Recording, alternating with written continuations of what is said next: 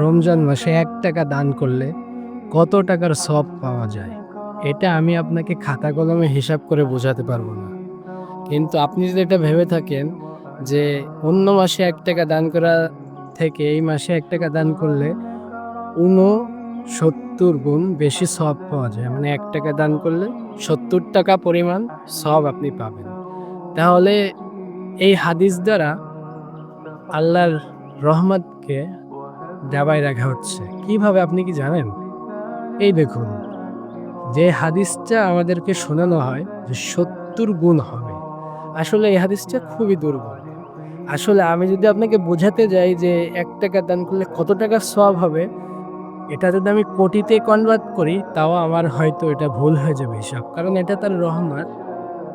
এটা যে সে কিভাবে কত পার্সেন্ট দিবে সেটা আল্লাহর জানে। সেটা আপনার রবই জানে। কিন্তু আপনি যে এটা ভেবে বসে থাকবেন যে ৭০, এটা আপনার একটি ভুল ধারণা। এটা যারা আমাদের শোনায় তাদের জানাই ভুল। কারণ এই হাদিসটা অত্যন্ত দুর্বল। তাই আপনি আপনার রবের রহমতকে এত তুচ্ছ মনে করেন না। এটা আমি আপনাকে কোনো খাতায় হিসাব করে বোঝাতে পারবো না যে আসলে কত সওয়াব আপনার রব এই রমজান মাসে আপনার জন্য দিবে প্রত্যেকটা নেকি আমলের বিনিময়ে।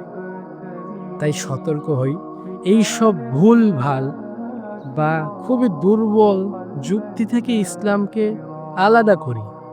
নিজের পারিপার্শ্বিককে ভালো রাখি এবং যেটা পরিপক্ক সত্য ওটাকে গ্রহণ করি।